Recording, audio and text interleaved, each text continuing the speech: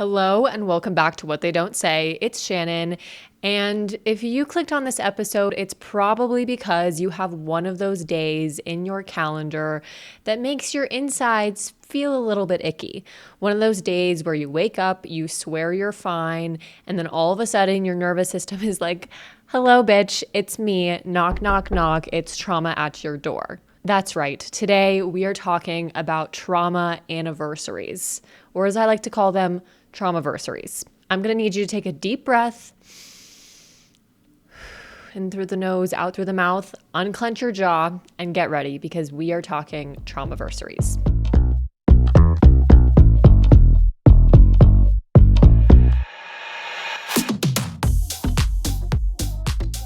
To begin, what on earth even is a Traumaversary? Maybe you clicked on this episode because somebody sent this podcast to you and you're like, I've literally never heard of that in my entire life. Don't worry, allow me to explain. A Traumaversary is essentially the anniversary day of something that changed your life. And in this instance, we're specifically talking about trauma, right? When we think about anniversaries, a lot of times we're thinking like wedding anniversaries. But in this scenario, anniversary simply means the day that something changed your life. A Traumaversary can really be anything that falls underneath the trauma umbrella. So that can be the day you were sexually assaulted. It can be the day you got divorced. It can be the day that you had a medical trauma, the day that somebody died. Maybe it's the birthday of somebody dying, or the birthday of somebody who's already dead, rather. More than anything, it's just any day that your body remembers what happened on that day and around that day. These days are not celebrations. These days are reminders. They are reminders, whether it be sometimes conscious or sometimes not conscious, of a before and an after of an event that took place. They are a recognition that something changed on that day. I have a lot of Traumaversaries. I have a lot of deaths. That's the majority of my Traumaversaries. But I also have my sexual assault, which happened November 15th, 2019. Today is November 24th. And so, I had my Traumaversary recently. It was 6 years since I had been sexually assaulted. And that's a weird day. And for the past several years, I'd been trying to post some sort of video on social media about the Traumaversary, and I just simply couldn't get myself to do it. And so this year I just said, I'm going to set my camera up and I'm just going to talk and I'm just going to edit it and post it because it's been something I've been wanting to do for the past few years. And so I post this video and I call my sexual assault anniversary, I call it my rape-aversary. And that seemed to cause a little bit of controversy in the comments. There were several people in the comments that were saying that by calling the anniversary of my sexual assault my rape-aversary, it was triggering and unfair to people who have experienced sexual assault, and that I'm essentially trying to make light of a very serious thing.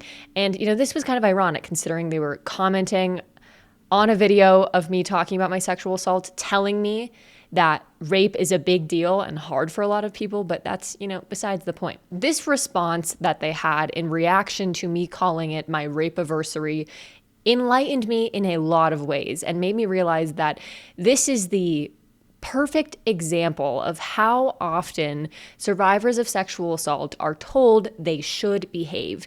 This was a scenario where somebody was directly telling me the way I was talking about my sexual assault was incorrect and not okay. But that isn't usually the way that this goes about. These are more like subliminal messages that sort of society has sent to survivors, whether it be because you pursued a court case and you learned something, or somebody said something to you, or it's a message you got from a movie or a TV show. And there are so many different things that survivors are told that they should do, the way that they should act. And this specific reaction on this specific video really revealed everything survivors are implicitly taught about how we are supposed to behave. Some of these things go like this. You cannot remember too much of your sexual assault because then it will mean you must have made it up. If you don't remember enough about your sexual assault, well then surely it couldn't have happened. If you start dating somebody too close to you being sexually assaulted, then it must not have been that bad. If you never have sex or don't date anybody again after you're sexually assaulted, then you are a prude and you really need to get over what happened to you. You cannot be too angry or unhinged because then you are crazy or you are just simply a bitch. You cannot remember the exact date of your sexual assault because that's weird. Why are you keeping track of that stuff? You can't be happy because if you are happy, then that means it must not have happened to you. You can't be sad forever because it's so important that you move on, right? Like time heals everything. Survivors are told that you cannot be anything except for palatable to everybody else. As a survivor, sometimes it can feel like you are handed this endless list of rules about how you're supposed to feel and how you're supposed to act and what you're supposed to do and how serious you should take things. And all of those things, those shoulds, prevent you from taking care of the things that you actually need on the day that changed us. And in turn, with all of these expectations from the world around us, it often leads to us feeling like there are all of these things that we should do and we should feel specifically on the anniversary of our sexual assault. And that can be really abundantly overwhelming, right? Like you have this one day where you're thinking that, okay, I need to do everything. Like I need to make sure I feel everything that I'm supposed to feel on the day of my sexual assault anniversary. I shouldn't be too sad, but I guess I should probably actually be kind of sad because this is the one day where I'm going to allow myself to feel anything. But like, what if I wake up and I feel happy? Should I just tell myself to be sad anyways? Should I go to work? Should I call out from work? All of those ideas that we've basically been told get translated onto the day of our anniversary of our sexual assault or any other traumaversary. It can be incredibly easy to should all over your needs.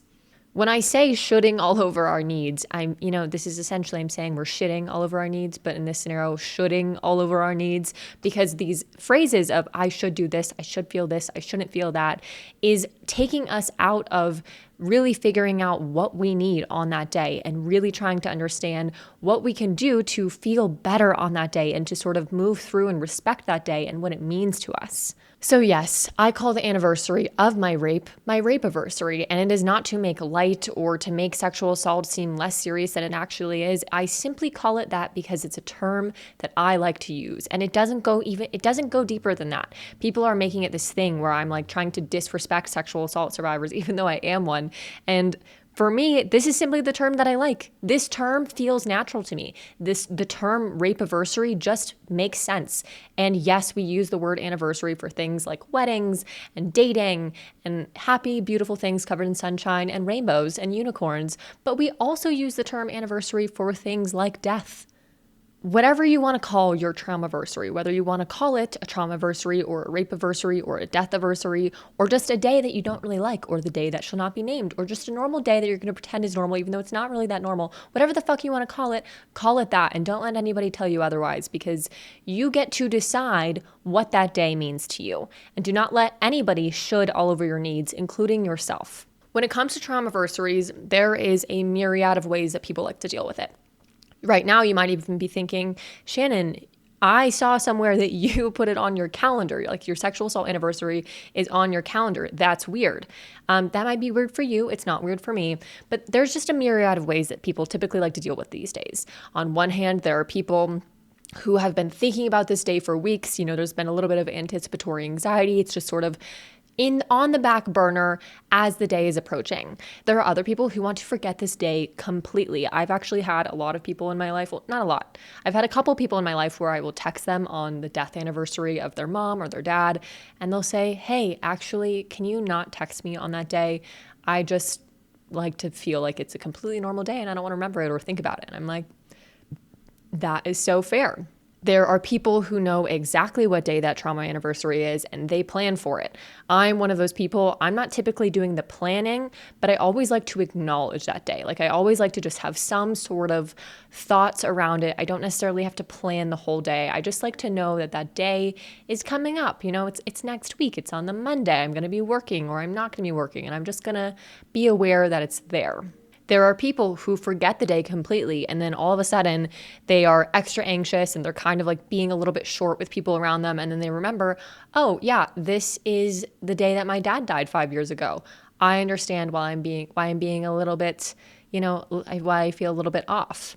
And then there are also people who feel nothing on the day of their traumaversary, and then they spiral about how if they feel nothing, does that mean something? And is that bad? And are they doing a bad job on their traumaversary? And I think that there are probably a lot. I think there are also probably a combination of all of those, and there are so many other ones. But the point here is that you need to normalize every single one of those responses. The way that we grieve and process these things is as unique as how we all look different. When I say that, I mean that, for me, I'm a redhead. Surprise, hair color reveal. I am a ginger with very pale skin. I'm actually probably the pastiest little girl you've ever seen in your whole wide world. And one day I'm going to get tan, but that's besides the point. I have red hair and pale skin and like blue/green eyes. And even though there are other people who have red hair and pale skin and blue/green eyes, they look incredibly different than me, and I look incredibly different from them. So there might be similarities amongst all of us when it comes to the way we grieve and process, but it still is going to look a bit different for everyone. And you would never look at somebody and say, well, why is your skin that color? Or why do your eyes look like that? Or why is your nose that shape? You would just say, that is just the way they are. And that is the same thing when it comes to grieving and processing. It is just the way that you are, and it is just the way your body is handling, keeping you alive and moving you through the world in a way that feels successful to it. So regardless of how you are processing and grieving this trauma anniversary, you need to recognize it and you need to normalize it. Because as soon as you can recognize it as a natural, normal thing, the farther and the faster we can get into feeling better and really, truly, fully embracing this day. Also, with these days, it is not going to be the same every year, or more likely than not, it will not be the same every year. For example, the first couple years after my dad and my brother died, we would have, the death anniversary date. And when I say we, I mean my mother and I. And like the first year, we did all of these different things in memory of my dad and my brother. I think we went to Krispy Kreme donuts because my brother liked donuts. Surprise, secret mom, I actually also really like donuts. And I may have just said that my brother liked donuts to get a donut, even though he did like donuts. It just really happened to work out in my favor because I didn't used to eat a lot of sugar. I wasn't allowed to have a lot of sugar. So this day was a bad day for a lot of reasons, but I was hyped to be able to have a donut. I don't know if any of that made sense. But anyways, first year death anniversary of my dad and my brother, we went and we got donuts at Krispy Kreme, went to Garden of the Gods, and we released these like red and purple balloons in honor of them. We made t-shirts. Like when I say made t-shirts, we bought those cheap white cotton t-shirts from Michael's and some like markers, and we drew like infinity signs and crosses and like quotes from my dad and my brother. And my dad used to he didn't used to like it, but my dad used to walk around the kitchen with just like a head of lettuce and just would be like eating the lettuce straight. And he always emphasized the importance of eating a leafy green. So we ate leafy greens and we did all of these things with all of these people in my life. And like that first year was like a really big year and a big moment of remembering my dad and my brother and the day that they died and talking about them and crying about them. And it was just this whole thing. And this year, so that was in 2012, and now we are in 2025. You do the math of how long it's been. This year, my mom and I weren't even together on the death anniversary. And so, we've had years where we do a lot. We've had years where we go to the gravesite and just sit and read and look through photo albums. And we've had years where we're not even together at all. This sort of goes to show that every time has been different. And as time goes on, it does shift immensely. And when I say as time goes on, I just mean as the years go by. I'm not saying necessarily when things feel perfect or whole again. It's just as the times go by, things shift a little bit. And in this specific scenario too, when I'm talking about my dad and my brother, I was grieving very much with my mother on the anniversary days, and having somebody else have an influence on those days. And when I say that, I mean like I wasn't just waking up on the death anniversary of my dad and my brother thinking about myself. I was also thinking about, my mom and how does she feel, and how is it going to be if I don't cry today? What is it going to be like if I do cry? How is she feeling? How do I feel? How does all of that collide together? And so I would like to acknowledge too that some of these anniversary days involve other people and it can complicate things. And that might be an episode fully on its own. But I just want to recognize that these days can be complicated, and these days are very rarely just simple. They're often multifaceted and much more complex than I think we imagine them to be. Another example of how things have changed is on my sexual assault anniversary. So the first year of that anniversary, I was away from home. I was at college in Boulder. I had moved in, the couple months prior with somebody new, and her and I had already shared with one another that we had been sexually assaulted. It was like actually one of our bonding points. I did an episode with her. Her name is Zoe. I think that was episode like 25 and 26. I'll link it down below. But nonetheless, on that day, I knew I was going to be thinking about my sexual assault. I didn't know exactly how I was going to feel. So we went and we got like a shit ton of sushi, and we just sat and we ate the sushi, and like we got takeout and we just sat, we ate the sushi, we talked about our sexual assaults, and we just kind of talked and talked and talked and talked. And then I went to bed and I cried a lot. And that was that. Whereas this year I was with my family in New Mexico, and I didn't really say that it was the day that it was. And all day I had been thinking about the fact that this was my rape anniversary, but I didn't really say anything. And I kind of assumed that my mom knew, and I knew my boyfriend knew, but I didn't really want to talk about it. But at the same time, I wished people would ask me about it. But at the same time, I didn't really want to acknowledge it. And it was all of this like different emotions and different directions I was being dragged in.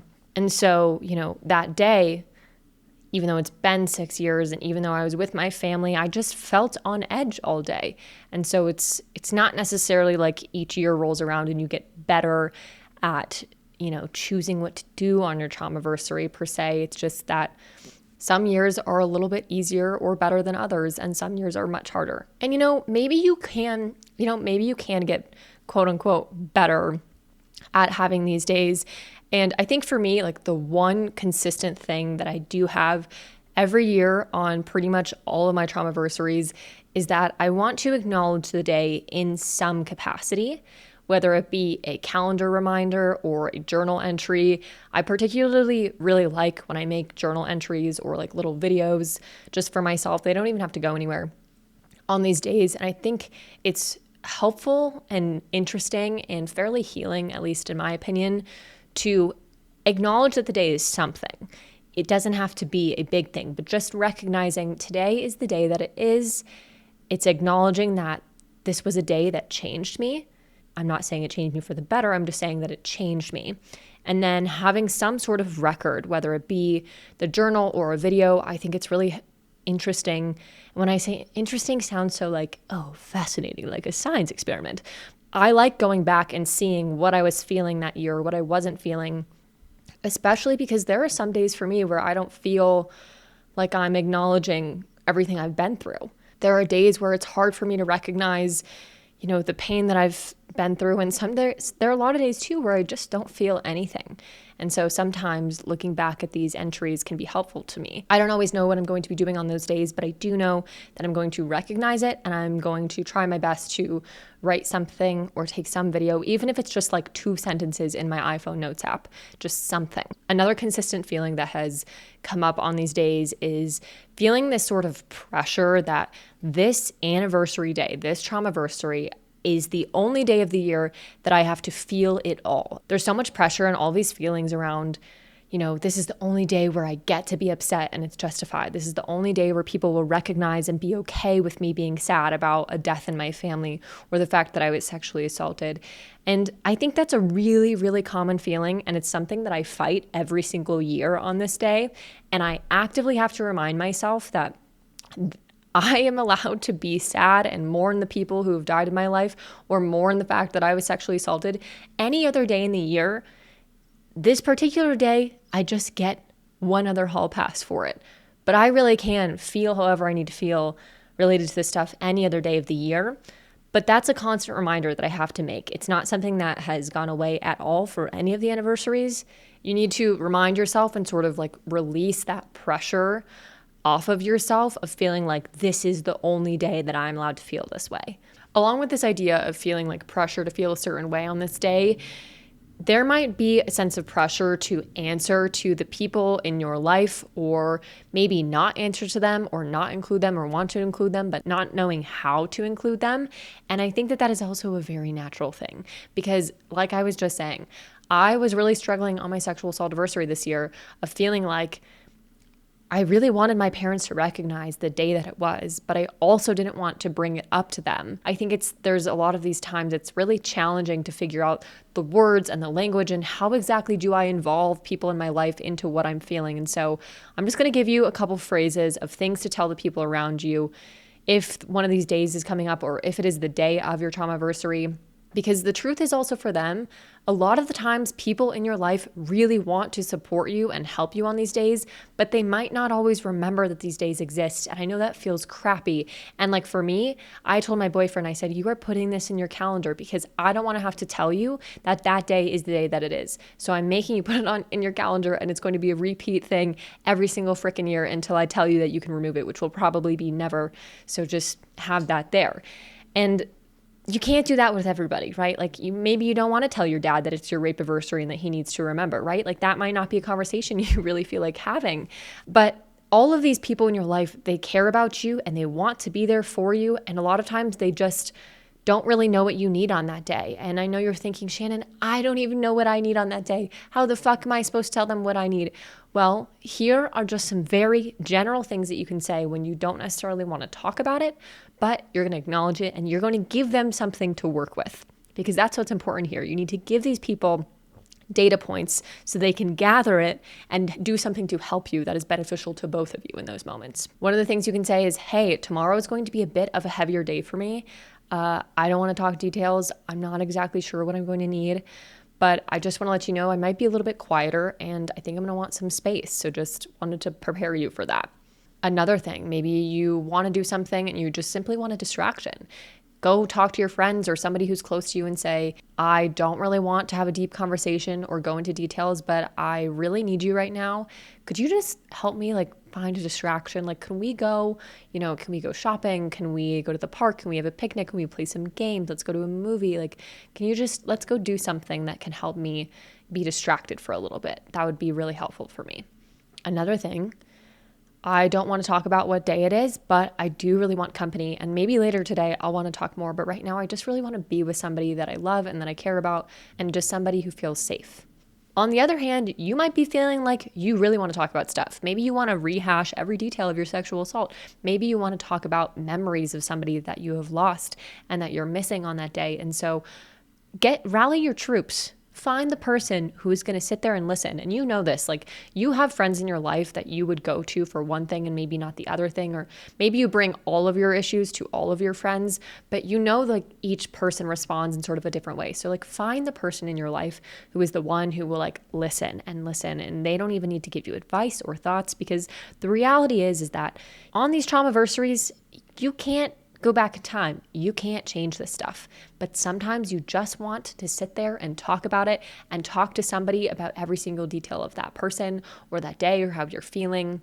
And so telling someone, hey, I'm really feeling a lot of things about, my dad right now. It's the death anniversary of him, in a couple days. And I'm just wondering if we can carve out some time and space so that I can just sort of talk through everything that I'm feeling with you.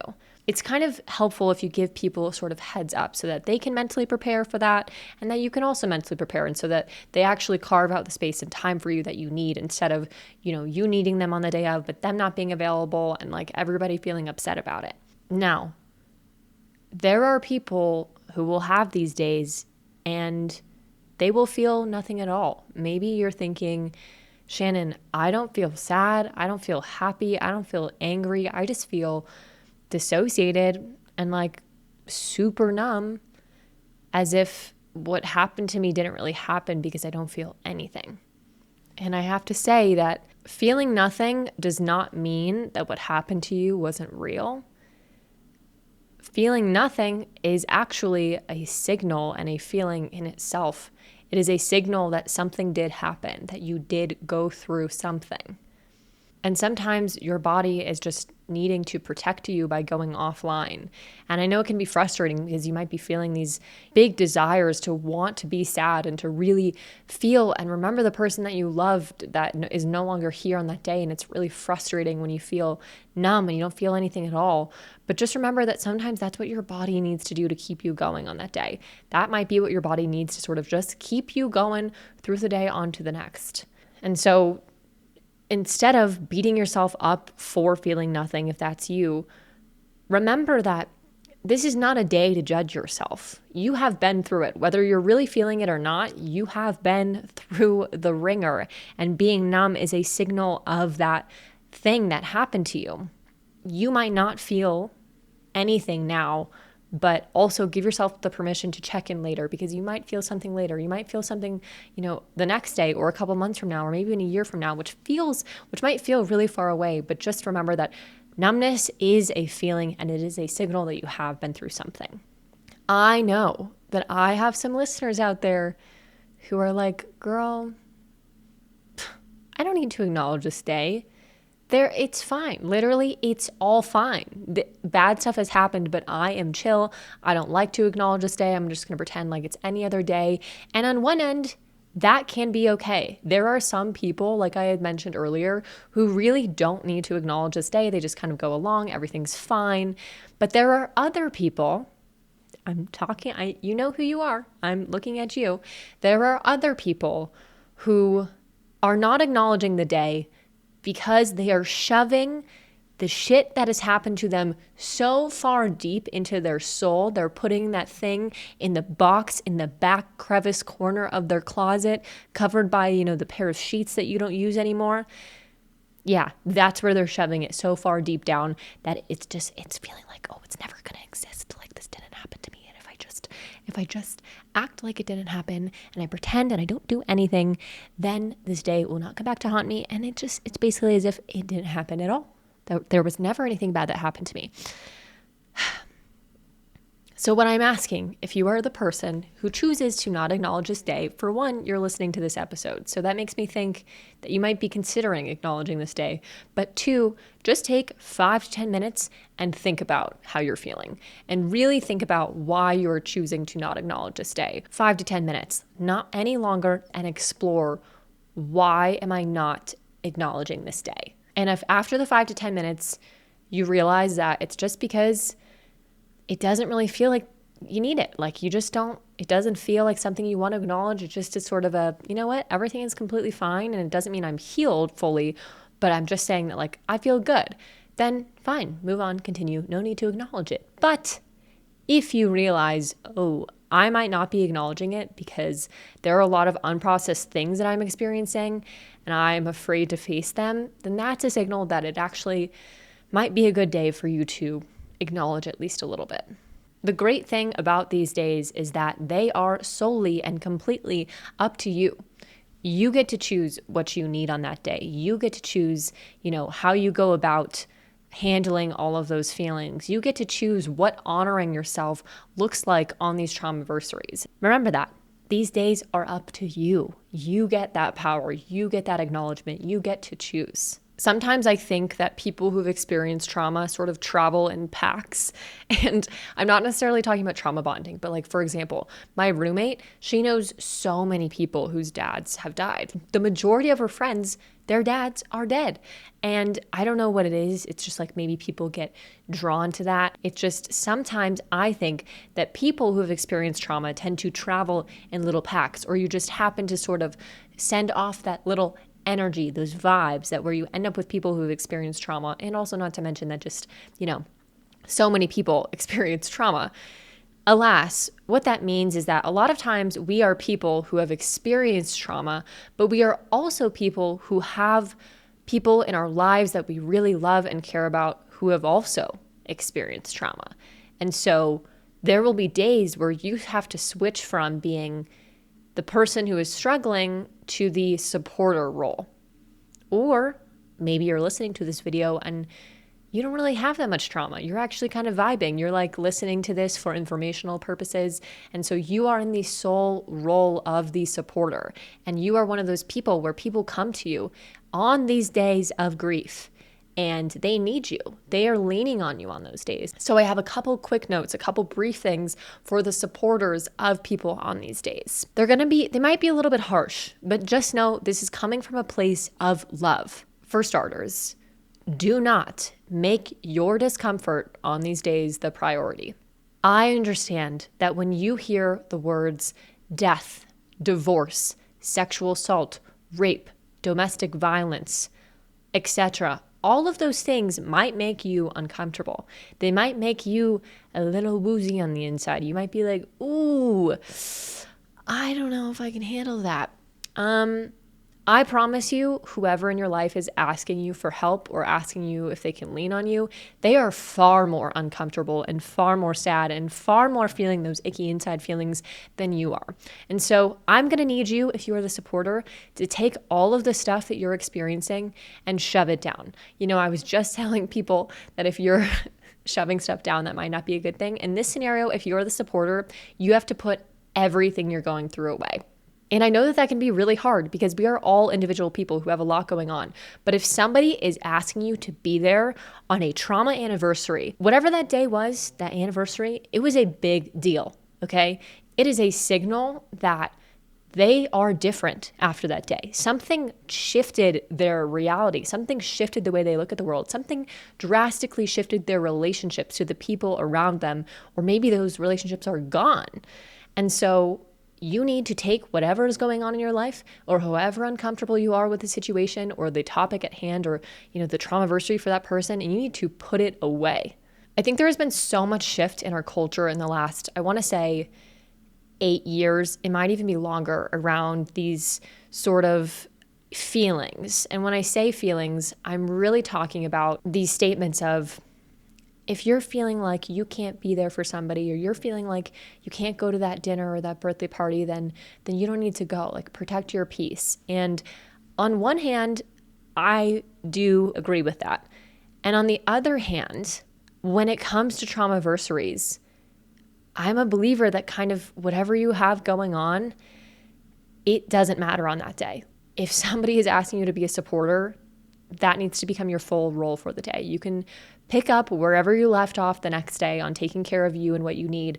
But on that day, I think that it is so important to take that role of the supporter seriously and not make it about you. Do not make it about how uncomfortable you are with that topic. Do not make it about what you have going on in your own life. Unless that person has explicitly asked you to share that with them, don't even mention it. It's not a part of it. This day is not about you. It is about them. It is so important that you remember that it is a luxury to be close to somebody's vulnerability.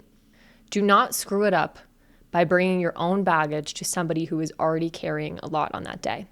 Don't ask for details unless they really want to give them. This is another thing. We as humans, we are curious little bears. I am a curious little bear myself. I'm a curious cat. I want to know what's going on. When somebody comes to me and they're struggling, I have to fight for my life to not ask for every single detail of what's going on. And that might be because, my brain is trying to protect me by learning all the details of what's going on. It might just be because as humans, we are nosy. We are interested. Tell us everything that you're feeling. Tell us all the details of what happened. On this day, don't ask for details unless they want to give them. You can simply ask that. Hey, are you interested in sharing more about this? Or do you just kind of want to tell me, but keep it more surfacey? You can ask them that. That's okay. You got to respect when they come back with, I don't want to talk details. You say, okay, that's totally fine. I will shut the curious cat down. I will put it away for now. This one might be an obvious one, but for some reason, I still hear it, and I see it in comments, and I hear it from people that I know and care about, where they say, I thought you were over it. That might be actually the very worst thing that you could say to somebody who is having one of these days. Grief is one of those things, especially if we're talking about people who have died. I feel like I've gone through multiple different grief cycles of my father. Losing my dad at the age of 12, very different relationship with that loss versus now as a 24-year-old woman. We need to remember that grief changes over time. Grief changes how we think. Grief changes how, our relation to the world. And so that person might not be sobbing, and they might be sitting in front of you even laughing, cry laughing about what happened to them or what they went through or how much they miss somebody. But just because they're not sobbing in a particular way that you think they should be does not mean that they are fully over it. That does not mean that they're not going through it. So just do not ask or say anything along the lines of, I thought you were over that, or it's been a really long time. They probably realize that. They probably realize that it's been a long time. They might even be beating themselves up wondering why they aren't quote unquote over it. Instead of asking why they're not over it or questioning how long it's going to take them to get over it, just comfort them in the fact that what they're feeling matters in that moment, and they have been through it, and they deserve to feel whatever that is on that day. Now, what if you're a supporter and you can't be there physically for the person on that day? Maybe you've got stuff going on. Maybe you're in a different state or a different country than the person who is there on that day. And so I really think that we underestimate how much a text can do on this day. For me, I know that I do not represent the entire population of the world, but for me, sometimes I get a little overwhelmed on the day of my Traumaversary with texts that I get. And it doesn't happen every year, and I don't necessarily get that many, but sometimes I can feel this sort of pressure to need to respond to people when they say, I'm thinking about you, I love you. And for both parties, I think it's important to recognize that if you're sending a text saying, I love you and I'm thinking about you today, don't let the potential overwhelm of the other person prevent you from sending that text. I absolutely 1000% think that if you cannot be there for somebody, give them some sort of notification that you love them and that you are there for them and that you are thinking about them and that you are acknowledging that day with them. And I would add a little note at the end that says, no need to respond to this. I just wanted you to know that I'm thinking about you. That little line relieves so much pressure, especially for people like me who feel that like constant, little line of numbers in your head about, I have to respond to this person and that person, and how have I not responded to these texts in 5 days? What has happened here? And so just adding that little line can be immensely helpful. And also to the person it is their Traumaversary, you don't actually have to respond to those texts. Like, I'm giving you a full free pass to either just heart the message or not respond, or respond 3 weeks from then. Like, set a calendar reminder 3 weeks from after your Traumaversary to respond to some of those texts. Now, as a supporter, sometimes you're going about your Tuesday, you're at work, you're having a good day, and then you see on Instagram that, 20 hours ago, your friend posted a picture of their dead family member, and you're like, holy shit, I forgot it was the day, and how could I not remember? And then all of a sudden you start spiraling. You're feeling like you're the worst friend in the world, and like, you're never going to recover from this. Yes, it would be good if you had remembered it, but we are here. All we can do is apologize, own the fact that we didn't remember, and then be there for them that day, the next day, the day, whatever day it is that you realize, oh shit, I fucked up. Once again, a text, a card. I'm not necessarily saying you need to sort of like make up and take them out to dinner and buy them a huge bouquet of flowers. You can do that if you want to, but the biggest thing is just to own your shit. Just say, hey, I'm so sorry. I didn't realize that yesterday was the day. I love you. I care about you. I hope that you had a good day. How are you feeling now? Use it as an opportunity to check in after the fact. There might have been so many people who were checking in on them on the day of, but maybe the next day is the day that they actually feel support. They might be feeling like they have, some sort of vulnerability hangover the next day, and that might be the day that they actually need you. So use it as an opportunity to own your shit, apologize for not being there then, and asking how they're feeling now. I would also add that maybe, honestly, this could be a really good opportunity for you to set a sort of calendar reminder for 1 month after this Traumaversary to check in with them again about it. Because like I said, I guarantee that there are probably people who are checking with them on the day of. Not everybody has people check in on them, but there might have been somebody. Like, the likelihood of somebody checking in on them on the day of the Traumaversary is higher than it is for somebody to check in on them 6 months after. So maybe be the person who checks in on them 6 months after. Give them that extra space 6 months from the Traumaversary to really show how much you care, and give them that space to grieve on another day outside of their Traumaversary. I would like to end this episode with a quick little story. So last week it was my rape-aversary, and I was trying to pick out where my family and I were going to order food from. And I already struggle to make decisions such as ordering food, but on my rape-aversary, the whole day I'd felt this sort of, undertone of anxiety, and I was really overstimulated in this moment, and I just started crying. Like, I couldn't figure out what I wanted to eat. I was so overwhelmed. I couldn't make the decisions. I was upset that I couldn't make the decisions. And my boyfriend stopped me in the middle of my panic, and he said, Shannon, your body is feeling and processing so much right now. You should not have had to make any decisions today on top of all of that other stuff that your body's doing behind the scenes. That statement was such a strong reminder of, oh yeah, my body is doing so much behind the scenes right now. No wonder I feel off. Your body remembers what you went through on those days. Your body remembers how you felt after you were sexually assaulted. Your body remembers the moment that you found out a loved one was dead. Your body remembers that stuff and it holds on to that. And it might not come up in just clear exact ways of, oh, this is definitely on that day, but it will send undertones and send signals throughout your body. It knows that stuff. So if your traumaversary is coming up, or if it's today, or if it just recently happened, and you're listening to this, I want to make something abundantly clear for you. You are not weird, you are not behind, you are not broken, and you are not wrong. However, this day is making itself known in your life. You are allowed to make jokes today. You are allowed to be happy today. You are allowed to be sad and cry in your bed and eat ice cream all day. You are allowed to talk about it on the internet, and you're also allowed to write it in a journal that you keep locked underneath your bed. On some of these traumaversaries, you might feel like it knocks you off of your feet and you don't know when you're going to get up again. And other days, it might just feel like a normal Tuesday with a little bit of a strange undercurrent. And all of those different ways of feelings are all natural and normal, and healing is simply not linear. It is not a straight line. It is curlicued and fucked up and confusing and painful and sometimes joyful, and it sometimes feels good, but overall, it is messy. It is not something that is the same every year, every day. When you're healing, it literally means that you are changing and moving through something. It is not going to look the same every year. So if this year, on your traumaversaries, if all you do is notice how you feel and give yourself a little extra grace on that day, that is more than enough, in my opinion. That is awesome. You are off to a great frickin' start if all you do is acknowledge that it's the day that it is and be nice to yourself. You might need to ask somebody for a hug. You might need to cancel plans on this day. Or maybe you simply need to say to yourself, I am not going to abandon myself on this day, and really mean that and stick to that.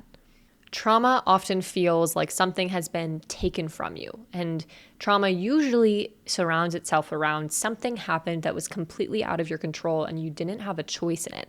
And so let this day be a day where you get to have that choice back. This day is yours. You get to use it how you need to and how you want to, and do not should all over your needs today. However this day shows up for you, you are not too much. You are not alone in feeling like this is complicated. You are not making all of this up. There are so many of us walking around with these dates, these trauma dates that live in our body. We're carrying it every single day, and it feels especially heavy on the day of the anniversary of our trauma. And we are all just trying to figure it out as we go. So wherever you are and whatever you are feeling on this day and however you are listening, I would like to raise a little metaphorical glass to you, not to celebrate what has happened to you, but to honor the fact that you went through that and you are still here. If you are listening to this episode, you are still here. You might say, Shannon, I am deep, dark in the hole. I don't know when I'm coming back out. Guess what, bitch? You are still here. And that is something to celebrate. You survived something that you should have never have had to survive in the first place, that you should have never have had to go through that pain. And you are still here. And that counts for so much, so much. Do not act like it doesn't. Thank you guys so much for being here. I love you so much. If you want to send us a message, if you have a question, an episode idea, go to whattheydon'tsay.com. You can also check out, we have sweatshirts and hats that say consent is hot if you want to wear it. I'm wearing one right now. It says consent is hot. And then on the sleeve, it says you deserve to feel safe. All of that is at whattheydon'tsay.com. I love you guys. You are amazing. I hope you have a great rest of your week. Catch you on the flip side, and cheers.